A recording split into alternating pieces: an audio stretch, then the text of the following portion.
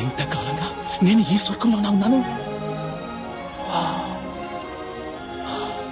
అద్భుతంగా ఉంది. అత్యంత అద్భుతం. కూస్తో ఇది మీ రెస్టారెంటా?